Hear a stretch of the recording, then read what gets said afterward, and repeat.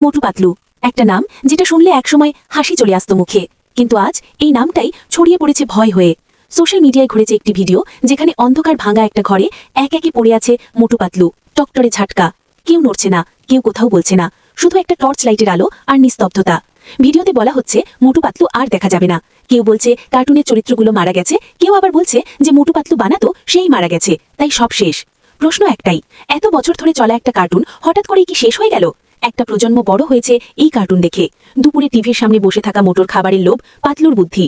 আজ যদি সত্যি এগুলো আর না থাকে, তাহলে কি আমাদের সেই সবের একটা অংশ হারিয়ে গেল? এই ভিডিওটি যেই বা দেখেছে তার মনে একটাই প্রশ্ন ঘুরপাক খাচ্ছে, এটা কি শুধু ভিডিও, নাকি এর পিছনে লুকিয়ে আছে ভয়ঙ্কর কোনো সত্য? কারণ ভিডিওটা এতটাই বাস্তব বলে মনে হয়, এতটাই অন্ধকার যে অনেকেই বিশ্বাস করে ফেলেছে মোটু পাতলু শেষ। কিন্তু এখানেই আসল প্রশ্ন, সত্যি কি মোটু পাতলু শেষ? আমরা বিষয়টা ঘুটিয়ে দেখছি, আর এখানেই বেরিয়ে আসে একেবারেই ভিন্ন সত্য। প্রথম কথা হচ্ছে, মোটু পাতলু কোনো বাস্তব মানুষ নয়, তারা কার্টুন চরিত্র। তাই তাদের মৃত্যু দেখানো মানে এটা বাস্তব ঘটনা নয়, এটা একটা ফ্যান মেড হরর এডিট। ভয়ে দেখিয়ে ভাইরাল হওয়ার জন্যই এই এডিট বানানো হয়েছে।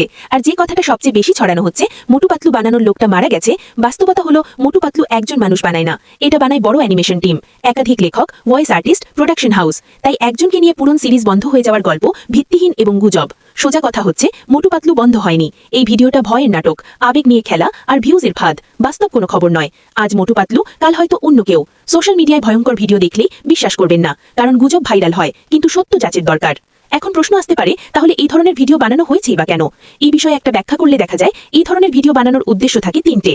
প্রথম উদ্দেশ্য হচ্ছে ভিউজ আর ভাইরাল হওয়া, ভয় আর নস্টালজিয়া মানুষ সবচেয়ে বেশি শেয়ার করে। 2 নম্বর উদ্দেশ্য হচ্ছে হরর থিম কন্টেন্ট, শিশুদের কার্টুনকে ডার্ক ভাবে দেখানো, এখন এটা একটা ট্রেন্ডে পরিণত হয়েছে। আর 3 নম্বরে রয়েছে ফেক নিউজ ছড়ানো, আর দেখা যাবে না, এমনটা আর পাওয়া যাবে না, এরকম কথা মানুষ সবচেয়ে বেশি শেয়ার করে এবং দ্রুত বিশ্বাস করে। যার ফলে মোটু পাতলু কন্টেন্ট ক্রিয়েটাররা এই আবেগকে কাজে লাগিয়ে এমন কন্টেন্ট বানিয়ে সোশ্যাল মিডিয়ায় ভাইরাল করে দিয়েছে। আর আমরা আবেগের বশে সেগুলো শেয়ার করে মানুষকে ধোঁকা দিচ্ছি।